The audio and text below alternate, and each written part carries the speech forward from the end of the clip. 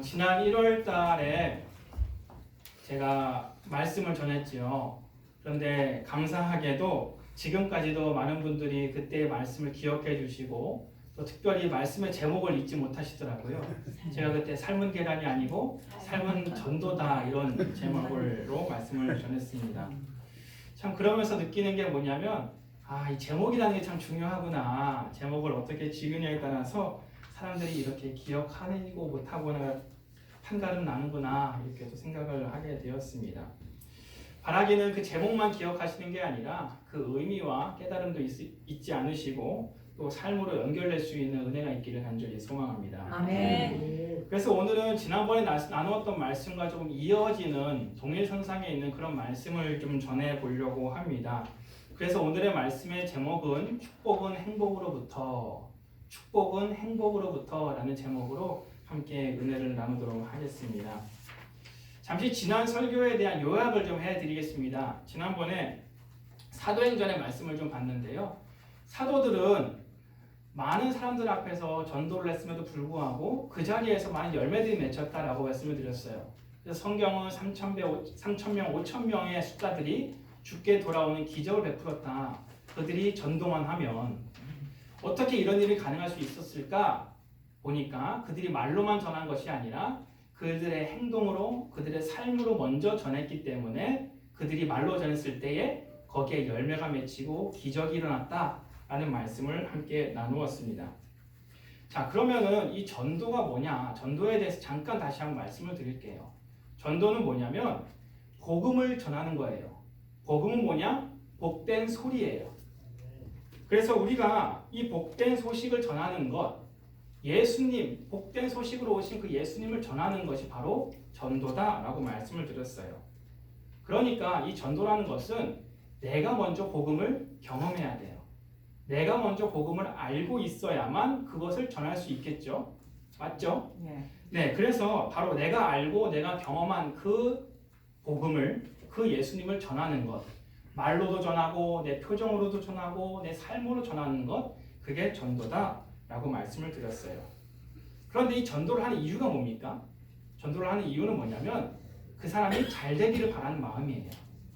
내가 예수님 믿어보니까 정말 많은 복을 받았더라. 그러니까 너도 예수님 믿고 그런 복 좀 받았으면 좋겠다 라고 하는 마음으로 전하는 거 아니겠어요? 아멘. 네, 그렇기 때문에 이 복음 전도라고 하는 것은 다른 말로 말하면은 축복이다 라고 할 수 있어요. 아멘. 축복은 뭐냐면 그 사람이 잘 되기를 복을 빌어주는 거잖아요.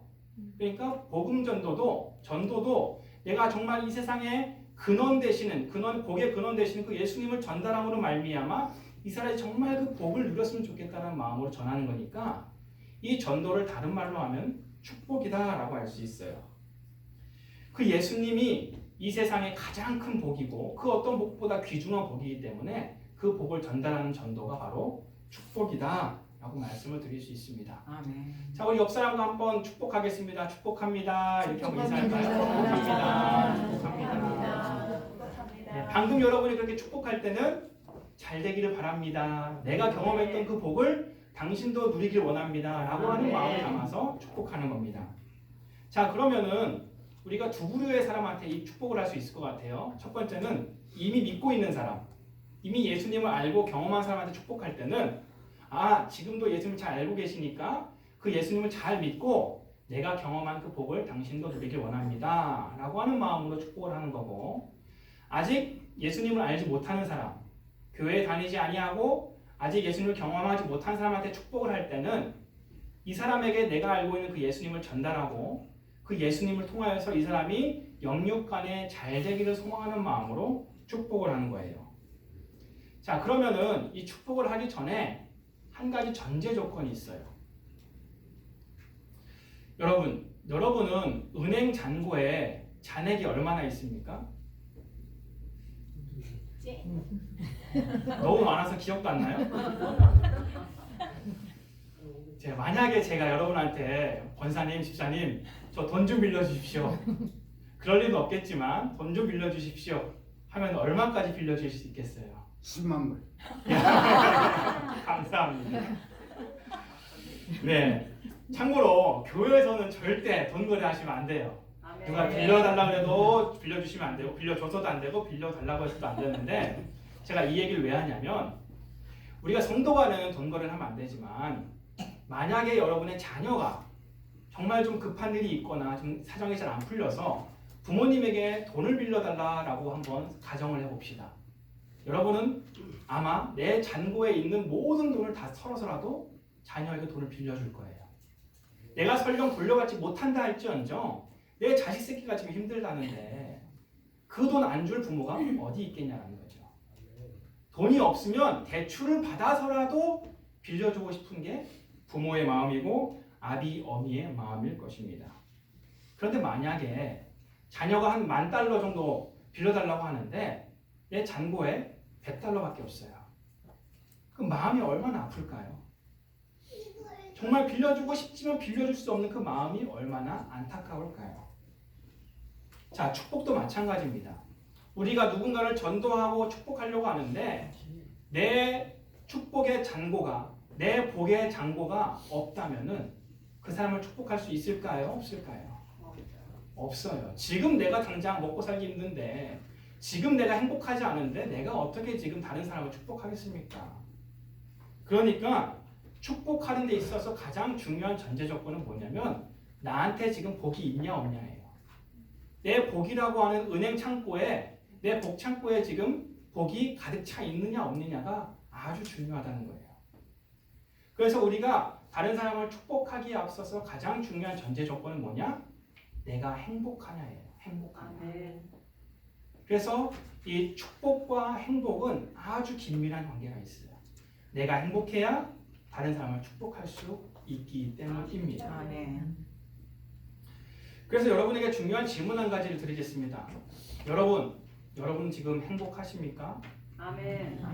아유, 다행이십니다. 여러분의 신앙생활 행복하십니까? 아멘. 여러분의 가정생활이 행복하십니까? 여러분의 직장생활이 행복하십니까? 만약에 여러분이 행복하지 않으시다면 여러분 지금 남을 축복하거나 남을 전도할 때가 아니에요. 먼저 내 복의 창고를 채우시는 게 급선무입니다. 그리고 만약에 여러분이 지금 행복하지 않다면 여러분이 하는 그 전도는요 거짓 전도고요. 허식만 남아있는 전도밖에 될 수 없고 그 전도는 능력이 나타나지 않습니다. 내가 행복하지 않는데 어떻게 남을 축복합니까? 내가 행복하지 않는데 어떻게 다른 사람을 전도할 수 있겠냐는 거죠. 제가 지난 수요일에 저기 오가인가 어디에 있는 중국집을 좀 다녀왔어요. 기가 막히게 맛있더라고요. 제가 미국 와가지고 중국 음식을 처음 먹었는데 한국에서 먹던 그 맛이 그대로 나더라고요. 그러니까 얼마나 맛있는지 정말 헐레벌떡 금세 그릇을 다 비웠습니다. 먹고 나서 그 다음날 제가 학교를 갔는데 제 학교에 있는 그 반 친구들한테 자랑을 했어요. 거기 꼭 먹어봐라. 맛있다. 누가 시키지 않아도 제가 전도를 했어요. 왜 그래요? 내가 먹어보니까 맛있더라고. 제가 경험해보니까 제가 행복하니까 그것을 먹음으로 인해서 내가 너무 기쁘니까 시키지 않더라도 제가 막 전도를 하더라고요. 자, 따라해 봅시다. 내가 행복해야 다른 사람을 축복할 수 있습니다. 그렇습니다. 그래서 우리가 이 질문에 항상 민감해야 돼요. 나는 과연 교회 생활이 행복한가? 혹시 억지로 신앙생활하고 있지는 않은가? 늘 점검할 수 있기를 바랍니다. 그래가지고 정말 얼만큼 우리가 행복해야 되냐면은 막 주일 아침에 막 설레가지고 막 교회 올 것이 막 신나가지고 막 표정에서부터 오늘 교회 간다 이런 표정이 막 나와야 돼요. 오늘 가서 말씀 듣는구나. 오늘 이 권사님 만나면 얼마나 재밌을까. 이런 막 행복감이 넘쳐나야 된다는 거죠. 그래야만 우리가 누가 시키지 않아도 전도할 수 있게 되고 누가 시키지 않아도 축복할 수 있게 되고 내가 그렇게 신앙생활에 행복감이 넘쳐나야만 그 전도에 열매가 맺히고 축복에 힘이 실린다라는 말씀입니다. 왜 그런 사람 있잖아요. 그냥 막 지나가기만 해도 항상 얼굴에 미소가 있고 그냥 기쁨이 넘치고 누가 뭐라 그래도 그냥 훌쩍하고 웃는 사람. 제가 좀 그렇지 않습니까? 그래가지고 이런 사람들은요 힘든 일이 일어나도요 별로 막 슬퍼하지 않아요. 금방 일어서서 저 깊은 심연의 바다처럼 흔들림 없이 늘 기쁜 마음으로 행복한 미소로 살아가는 사람들이 있단 말이죠. 그런 사람들이 진짜 행복한 사람들이에요. 바라기는 여러분들이 모두 정말 내 행복의 그 잔이 넘쳐나는 그런 행복한 신앙생활을 할 수 있기를 간절히 소망합니다. 아멘. 그래서 내가 넘쳐나는 그 내 신앙의 행복으로 내 주변 사람들한테 누가 시키지 않아도 나의 복을 전해주고 전도할 수 있는 은혜가 있기를 간절히 소망합니다. 아멘. 자, 그러면은 이 행복한 사람들은 그냥 지금 행복하신 대로 계속 신앙생활 하시면 돼요. 그리고 그 복을 나눠주고 전도하시면서 사시면 돼요. 그런데 문제는 행복하지 않은 사람들이죠. 지금 내 삶의 문제로 인해서 여러 가지 상황적인 모습들로 인해서 나는 지금 좀 행복하지 않은데, 너무 힘든데 이거 신앙생활 계속 해야 되나 고민하시는 분들도 이 자리에 있을 수도 있습니다. 그럼 그런 분들은 어떻게 하느냐? 그런 분들은 과연 이 행복의 잔을 어떻게 채울 수 있느냐? 바로 그 행복은 오직 하나님만이 채워주실 수 있어요. 아멘. 이 용어는 기독교에서는 잘 사용하지 않는 용어인데 천주교에서 사용하는 용어지만 그 의미가 딱 들어맞아서 한번 사용해 보려고 합니다. 우리가 다른 사람을 축복하는 것, 다른 사람에게 복을 전달하는 것은 축복이라 그랬어요. 내가 복을 누리는 것은 행복이라 그랬어요. 하나님이 나한테 복을 주시는 건 뭐라고 하냐? 강복이라고 해요. 강복. 하나님께서 나에게 복을 주신다. 강복. 이렇게 해서 복 삼형제가 다 모였습니다. 축복, 행복, 강복. 강복. 자, 정리를 한번 해보겠습니다. 하나님께서 내게 복을 내려주신 것을 강복이라고 했어요. 그 복이 차고 넘칠 때 내가 행복합니다. 내 잔이 넘치고 내가 복된 삶을 살아갈 때에 내가 비로소 다른 사람을 축복할 수 있습니다. 그리고 그게 전도고 거기에 열매가 맺히고 거기에 기적이 일어나고 거기에 능력이 나타나는 줄 믿습니다. 아멘. 반대로 해볼까요? 우리가 축복하기 위해서는 내가 먼저 어떻게 해야 돼요? 행복해야 돼요. 내가 행복하려면 누구로부터 복을 받아야 돼요? 하나님으로부터 복을 받아요. 자, 하나님께서는 이래서 우리한테 복 주시기를 원하시는 분이에요. 아멘. 내가 잘 먹기 위해서, 내가 잘 살기 위해서만 복을 달라고 하면 하나님은 잘 안 주시지만, 하나님, 내가 정말 다른 사람을 축복하고 싶습니다. 나로 인해서 다른 사람이 잘 되는 모습 좀 보고 싶습니다. 아멘. 그러니까 나한테 복을 주세요라고 하면 하나님께서는 여지없이 복을 주신다는 거예요. 아멘. 신명기 말씀에 이런 말씀이 있습니다. 같이 한번 읽어볼까요? 시작. 너희 하나님 여호와께서 너희를 번성케 하셨으므로 너희가 오늘날 하늘의 별같이 많거니와 너희 열조의 하나님 여호와께서 너희를 현재보다 1000배나 많게 하시며 너희에게 허락하신 것과 같이 너희에게 복 주시기를 원하노라. 아멘. 하나님께서는 여러분에게 복 주시기를 원하십니다. 아멘. 그로 인해서 여러분이 행복하기를 원하시고요. 그 복이 넘치는 걸로 인해서 다른 사람을 축복하고 전도할 수 있는 은혜가 있기를 하나님께서 간절히 바라신다라고 신명기 말씀에서 말씀하고 있습니다. 자, 오늘 본문 말씀으로 좀 넘어가 보겠습니다. 오늘 본문은 우리가 욥기 말씀입니다. 욥기는요, 여러분들이 아주 잘 아는 이야기가 나와 있지요. 구약 학자들은 이 욥이라고 하는 사람이 아브라함 시대에 살았던 사람으로 추정을 하고 있습니다. 아브라함은 그 당시에 족장이었는데 다른 동네의 족장으로 활동했던 사람이 바로 이 욥이라고 하는 사람이었습니다. 여러분이 욥을 생각하면 어떤 모습이 가장 먼저 떠오르십니까? 욥은 아마 고통받은 사람, 성경에서 가장 많은 고통을 받은 사람이 아닐까 생각을 하게 됩니다.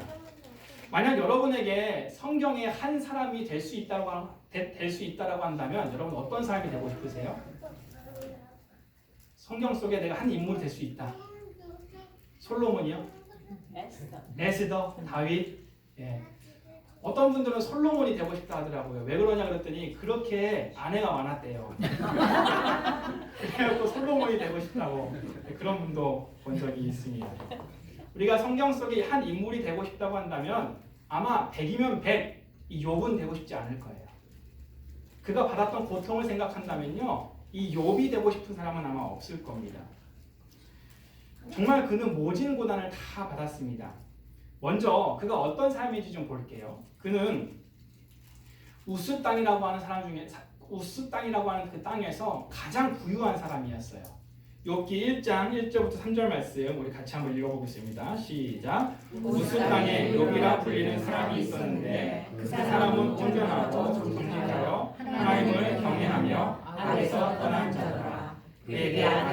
족과 딸 셋이 태어나니라.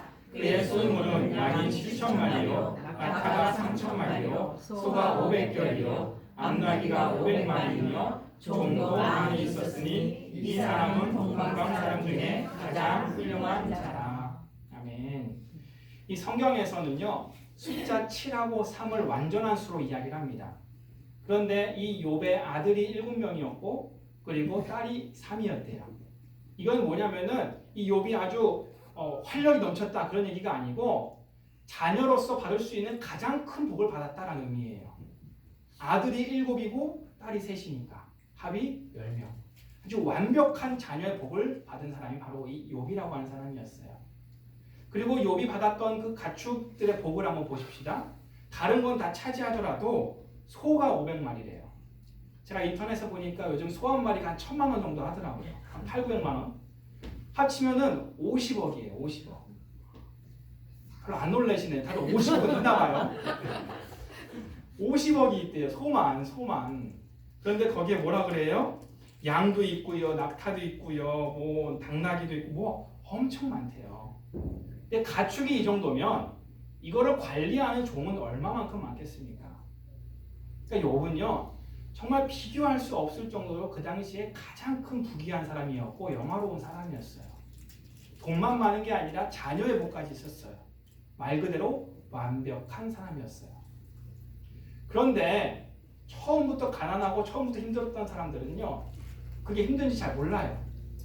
그런데 이렇게 욥과 같이 정말 부귀영화를 누렸던 사람이 하루아침에 고통을 당하기 시작하는데 하루아침에 그 모든 가축들을 다 빼앗깁니다. 그리고 모든 종들을 다 빼앗기고 그리고 자녀들 10명이나 되는 그 자녀들이 한 번에 하루아침에 건물이 무너져서 압살을 당합니다. 그리고 자기는요 자기의 몸에 종기가 나기 시작하는데 머리끝부터 발끝까지 긁지 않고서는 견딜 수 없는 그런 종기가 나기 시작해. 간지러워가지고 전염성도 심하지만 간지러움이 너무 심해가지고 성경을 보니까 그가 질그릇으로 몸을 긁었다라고 나와 있어요. 여러분 혹시 모기 물려서 긁어보신 적 있으시죠? 나도 모르게 시원하게 긁다 보면 가끔 거기에 피가 나요. 너무 세게 긁어가지고. 아마 욥도 그랬을 거예요. 온몸을 질그릇 긁으니까 거기에 피가 나고 그 당시에 무슨 약이 있었겠습니까? 거기에 고름이 생기고 썩어 들어가고 온몸이 그렇게 간지럽지만 안 긁을 수도 없고 긁을 수도 없는 그런 어려운 상황 속에 놓였다는 겁니다. 그의 모든 가족과 가축은 다 잃었고요. 남아있는 거라고는 아내 한 명이었는데 그 아내마저도 뭐라 그랬냐면은 어이 화상아 나가 죽어라. 그렇게 욕을 했어요. 아내가. 얼마나 비참하고 얼마나 속상하면 그렇게 욕을 했을까요? 내가 당신 그렇게 부유해서 결혼했는데 지금 이 꼴이 뭐냐? 어휴 이렇게 화를 내는 아내가 지금 한 명 남아있어요. 얼마나 비참합니까? 처음부터 가난했으면 모르겠는데 그렇게 부귀한 영화를 누렸던 사람이 하루아침에 그렇게 초라한 꼴이 됐으니 아마 주변 사람들도 호소했을지도 몰라요. 그게 더 자신을 비참하게 했을지도 모르겠습니다. 자, 이처럼 이 욥이 고통스러운 사람이었는데 이렇게 큰 고난을 경험하고 있는 욥인데도 불구하고 저는 과감히 욥이 성경에서 가장 행복한 사람이라고 이야기하고 싶습니다. 욥이 왜 행복한 사람이냐? 그 이유는 두 가지입니다. 욥은 두 가지 이유 때문에 복된 사람이었는데 첫 번째는 뭐냐면 하나님이 욥을 주목하여 보셨기 때문입니다. 아멘. 하나님께서 욥을 주목하여 지켜보셨습니다. 오늘 본문 말씀 8절입니다. 같이 한번 읽어볼까요? 시작! 여호와께서 사탄에게 이르시되 내가 내 종 욥을 주의하여 보았느냐? 그와 같이 온전하고 정직하여 하나님을 경외하며 악에서 떠난 자는 세상에 없느니라. 아멘. 아까 말씀드렸다시피 욥은요 동방에서 가장 훌륭한 사람이었고요. 성경은 그를 의인이라고 표현하고 있습니다. 하나님이 인간을 내려다 보실 때, 주목하여 보실 때 그 주목하여 보시는 종류가 달라요. 의인을 보실 때랑 악인을 보실 때 그 관점이 좀 다르십니다. 하나님께서 악인을 주목하여 보실 때는요 마치 검사가 이제 그 죄인을 신문하기 위해서 어떤 잘못이 있나 보자 라고 정죄하기 위해서 쳐다보는 것처럼 쳐다보십니다. 그게 악인을 쳐다보시는 거예요. 하지만 하나님께서 의인을 쳐다보실 때는 좀 달라요. 마치 할아버지, 할머니가 손자, 손녀들을 보는 것처럼 그냥 어떻게 해도 뭘 해도 다 그냥 귀여운 모습으로, 사랑스러운 모습으로 주목하여 보는 겁니다. 뭘 해도 그냥 예쁘죠. 손자, 손녀들이 그냥 그릇을 깨뜨려도 예쁘고요. 저기 뛰어다녀도 예쁘고요. 뭘 해도 예쁩니다. 제가 어떤 분은요, 그런 분도 봤어요. 손주가 노는 똥까지 예쁘대요. 그렇게 그냥 예쁘대요. 하나님이 의인을 보실 때, 하나님께서 의인을 보실 때 그렇게 보시는 거예요. 아멘. 주목하여 보시는 거.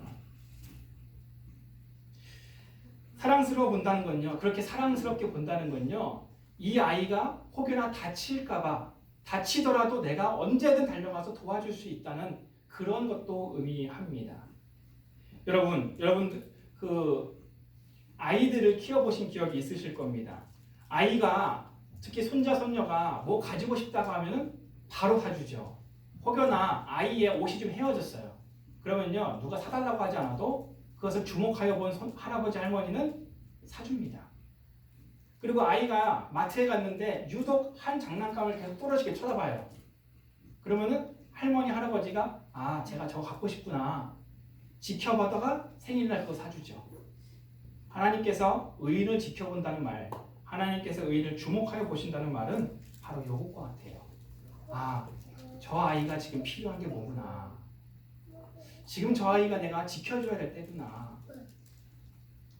시시때때로 그렇게 우리를 주목하여 보신다는 것은 하나님께서 늘 우리를 인도하시고 보호하시고 우리의 필요가 무엇인지를 알고 계신다는 것을 의미합니다. 아멘. 욥이 그러했어요. 하나님 욥을 그렇게 주목하여 쳐다봤습니다. 늘 욥이 필요한 건 없는지, 위험하진 않는지, 어떤 것을 내가 해줘야 되는지 하나님께서 그렇게 욥을 지켜봤다는 거죠. 사랑하는 성도 여러분, 이 세상은 참 살아가기 힘든 세상이에요. 특별히 미국 땅에서 이민 생활하는 것은 더더욱 힘든 생활이라고 저는 들었습니다. 그런데도 불구하고 우리가 행복할 수 있는 이유는 뭐냐면 하나님이 저와 여러분을 주목하여 지켜보시기 때문입니다. 아멘. 그 지켜본다는 것은 나의 필요를 채워주신다는 의미이고 나를 보호하신다는 의미이고 나를 감찰하신다는 의미입니다. 아멘. 우리가 그 하나님을 믿고 의지할 때에 그 하나님께서 우리 아버지 되어주시고 우리를 지켜 보호하시는 줄 믿으시기를 간절히 소망합니다. 아멘.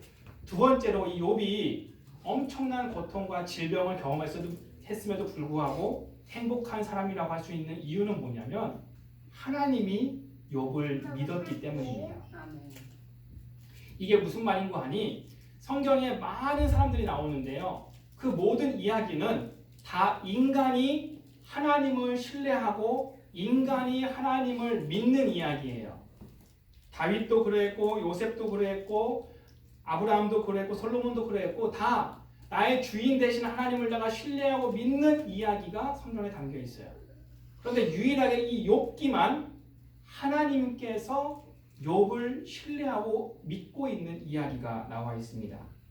욥기 2장 3절 말씀인데요. 같이 한번 읽어볼까요? 시작. 여호와께서 사탄에게 이르시되 내가 내 종 욥을 주의하여 보았느냐. 그와 같이 온전하고 정직하여 하나님을 경외하며 악에서 떠난 자가 세상에 없느냐. 내가 나를 충동하여 까닭없이 그를 치게 하였어도 그가 여전히 자기의 온전함을 굳게 지켰느니라.